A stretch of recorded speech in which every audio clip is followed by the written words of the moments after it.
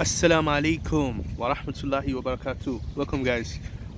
This is the third part of the knowledge series that I was making. So we were asking questions about knowledge and how it has been used in contemporary, especially online and even generally. Okay, what is knowledge? Who has knowledge? And we've already done 2 episodes on that. And in those 2 episodes, we can just summarize it that we have demystified knowledge. We have shown that knowledge sometimes is used in 2 ways. Okay, so knowledge can be just the content or the knowledge of propositions. Like you just know something. Like I just know how to read the Quran. If I memorize the Quran, I have knowledge of the Quran. Okay, it doesn't mean I'm going to implement it. It doesn't mean I'm going to do anything with it yet. I can do that. Okay, so one form of knowledge is just to know. Okay, to know, to have content. Okay, that seems to be one form of knowledge that people talk about. If that's it, a lot of people have knowledge. Okay, but people often use it in another way.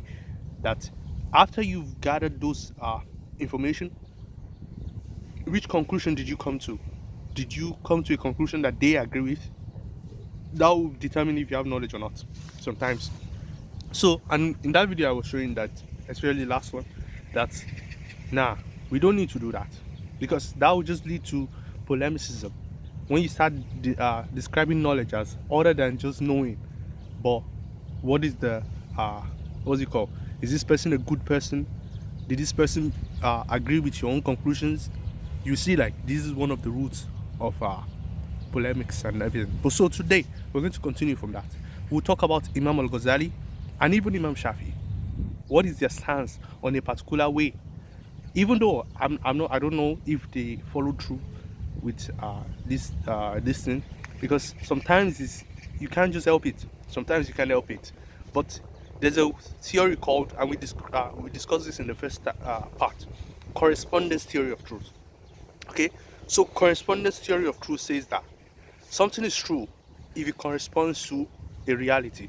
Okay, so if you make a proposition X, if you go and check it, we verify, and it doesn't tally to X, then your proposition is false. But if it does, then it's true. So if you tell me, for instance, that there's a lion outside, I've not seen the lion. Okay, if I go and verify it, I go outside and then I see the lion, then I'll say, this proposition, this guy was saying the truth. Okay, so this is correspondence theory of truth. And sometimes it can also be something that is so self-evident, like 1 + 1 = 2. If someone say 1 + 1, it's already saying 2 in a way. So those kind of truths, they are hard line. Everybody knows it. It's self-evident. You can easily verify it, and no one would doubt it. Okay, those kind of truths are clear-cut truth. Okay, that's correspondence theory of truth. But many people already see like it's very difficult to establish this. That's why there's another type called the justifiable theory of truth. This justifiable theory of truth is not about correspondence, because sometimes you cannot get correspondence. So what if you cannot go outside to verify if the lion is outside? You have to use some other tools to gather evidence. So you look at the person telling me, is he a truthful person? Is there any sign whatsoever that will give me a clue that there's a lion outside? Maybe I'm hearing some roars. Okay, that's an evidence. There's roar outside, or people are running. I see people running. I've not seen the lion, but I see people running. I can infer from those things to say this guy is probably saying the truth without verifying it 100%. So the point of this justifiable theory of truth is that sometimes you cannot get 100% certainty the way you want. So you still have to make judgments. So you use a justifiable theory. You gather evidence up. Now, Imam al-Ghazali, in one of his works, he was talking about this, and I found this interesting. Even though I've actually seen Imam Shafi talk about it too before, where some people, when I was talking about hadith relativism, that some people they were expecting hadith to be, if something is not 100%, we'll never accept it. Okay, so if they don't have 100%, sometimes they just need to hear it from the Prophet. If the Prophet didn't say it, they'll probably not accept it. So because they are not there now, you are not with the Prophet Sallallahu Alaihi Wasallam, for instance, so they will say, somebody reported it, how do we know this person is not lying? If you take that, and I'll show you why this is problematic for many people, that they are using correspondence theory of truth without even knowing it. So the point is, If you take that lens that only if we can verify something 100%, then we'll accept it, you will not accept many things. There are many hadiths you will not accept, because hadith is based on the idea of justifiable theory. It's not based on correspondence. Okay? It's not based on... You can say, okay, it says, the hadith says it. No. What if the person that the hadith is talking about didn't say that? How do you verify that? You have to be in that time, that historical time, to verify that kind of thing. You cannot just say... you can't get correspondence kind of thing out of that unless you've already done the justification first. Anyway, so Imam al-Ghazali was saying, first Imam Shafi, he was saying that you are demanding this kind of evidence, whereas many affairs of life, you make judgments without having this kind of evidence. And that's why I made that video about hadith rejection. Why you shouldn't be a hadith rejector. You can be a hadith relativist. Okay?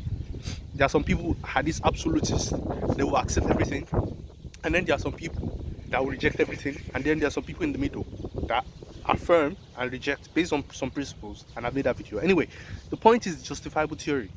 We have to get evidence. For instance, for hadith, it has to be like, we have a chain, we have to check the chain, each individual in the chain. All those things you are doing, that's justification. The justification for accepting this proposition that this hadith says this. Okay, that's one. Then Imam al-Ghazali, when he was talking about the scientists, the kind of evidence that some of the scientists are looking for are the kind of scientific truth. You know, scientific truth, is evidence-based. It has to correspond to some kind of reality. Mathematical truth like 1 + 1 = 2. If you affirm this kind of axioms, then it necessarily follows. Okay, you cannot get that with some of the Islamic sciences. You cannot get that. Okay, sometimes you have to make judgments without having that kind of clear evidence. You have to persecute. You have to prosecute some people based on some kind of evidence that is not 100%. If everyone was to wait for 100% proof, nobody will get prosecuted. Okay, nothing will happen. The idea of witness, we have many theories in Islam that we use witnesses, we use ijma, we use some kind of things that is not correspondence, is justifiable. Now, I've shown you the difference between correspondence. The correspondence will be, there's a lion outside, I have to see it. I go outside, I see the lion, I believe it.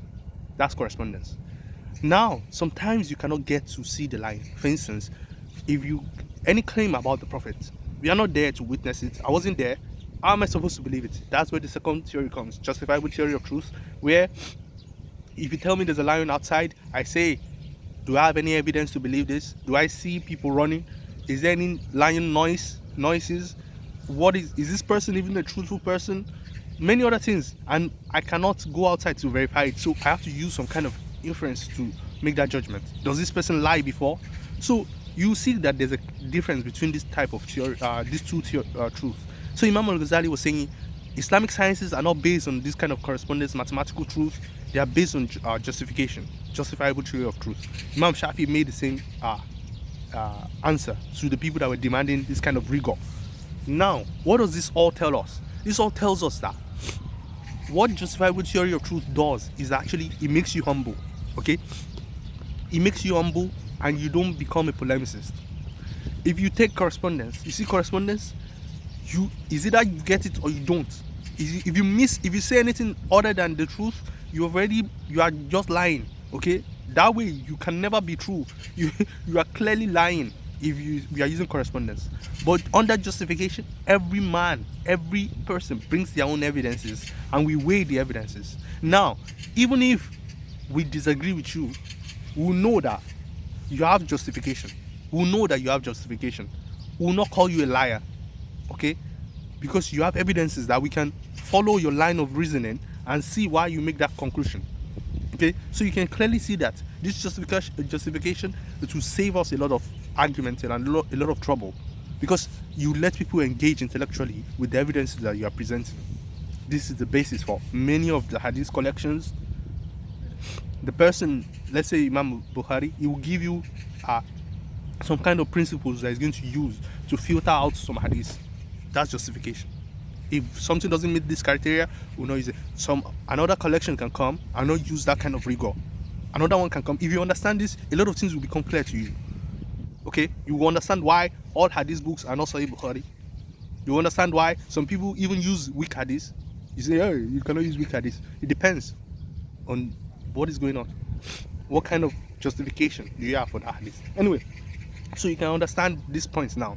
So now the problem is the people, the fundamentalists, should I call them fundamentalists?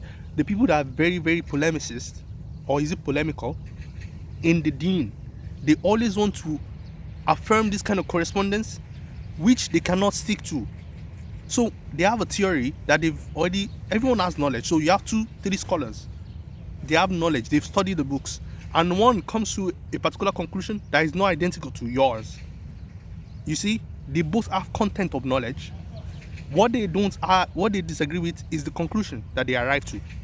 When this happens, you can either do two things. You can say this person is obviously lying. That's when you're using this kind of correspondence. And if everybody believes this, everyone will disagree with each other, and then they will become polemical to each other. But if you take justifiable theory of truth, okay, that one you'll be able to see weak arguments. You say, your argument is weak. You're not a liar. Your argument is weak, and why should you take that argument? It will be based on let's see who's going to provide the best argument. That's what it will turn to.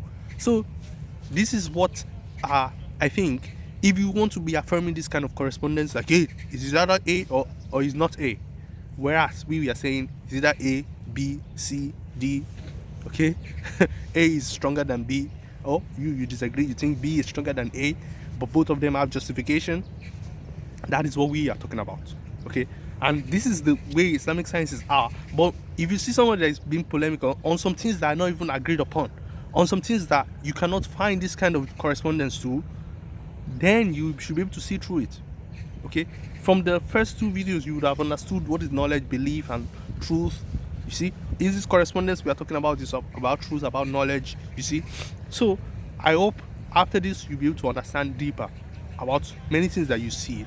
Even when you study classical works, you'll be able to see true people. You'll be able to see true people. Even some scholars, you'll be able to see through them that this person is demanding something that is not self-evident here.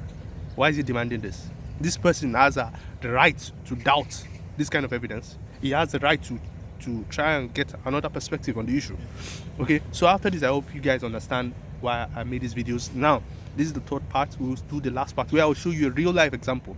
I wanted to make this video a long time, especially the last one, but I would like to fit it into this narrative that I've built over the course of the 3 other videos, where I'll show you a real life example of why is this happening? Why is this person criticizing this other person?